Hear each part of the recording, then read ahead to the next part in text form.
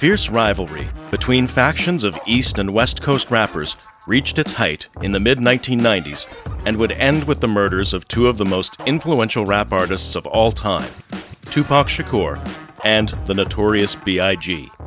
It's both amazing and tragic that these two titans of the music industry, who would become such bitter adversaries, started off as good friends.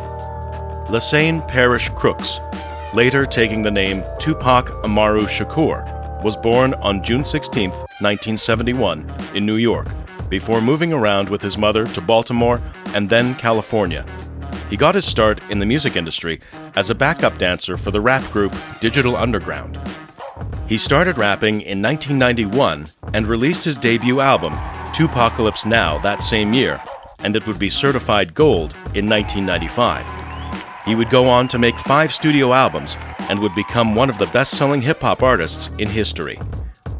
In New York City, Christopher George Latour Wallace was born May 21, 1972, in Brooklyn, New York City. He got the nickname Biggie as he was overweight by the age of 10 and claimed to be earning money selling drugs by the time he was 12. After doing jail time for drug convictions, he released his first demo tape, Microphone Murderer, which would eventually fall into the hands of music producer Sean Puffy Combs, who would go on to form Bad Boy Records and sign Wallace.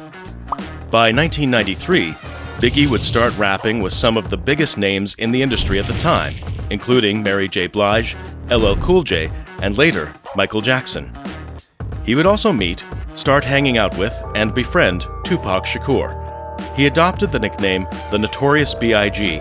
and released his album Ready to Die in 1994.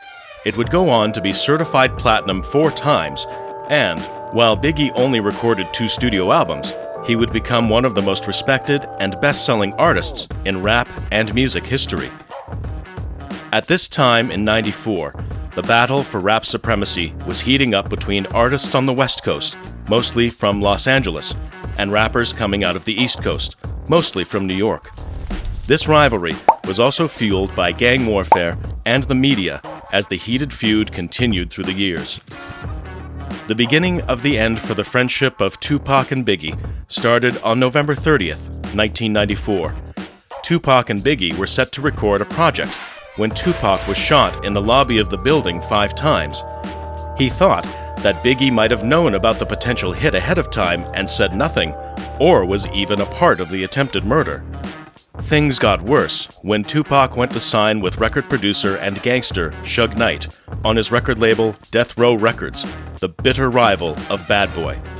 Suge Knight made a comment at the 1995 Source Awards insulting Sean Combs, aka Puff Daddy, and both the Notorious B.I.G. and Tupac started throwing down diss tracks or insulting one another through their lyrics. Tupac would claim to sleep with Faith Evans, Biggie's wife at the time.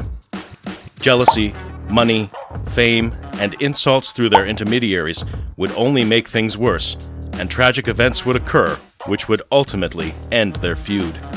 On September 7, 1996, Tupac was shot 4 times while sitting in the passenger side of Suge Knight's vehicle outside of a Mike Tyson fight in Las Vegas, and would die from his wounds on September 13th. He was 25 years old. Just 6 months later, on March 9, 1997, Christopher Wallace would suffer the same fate, the victim of a drive-by shooting, getting hit 4 times and dying later at the hospital at 24 years old. There were never any arrests made from either of these tragedies, and conspiracy theories regarding gangsters, hitmen, and the police who may have been involved in the murders continue even now.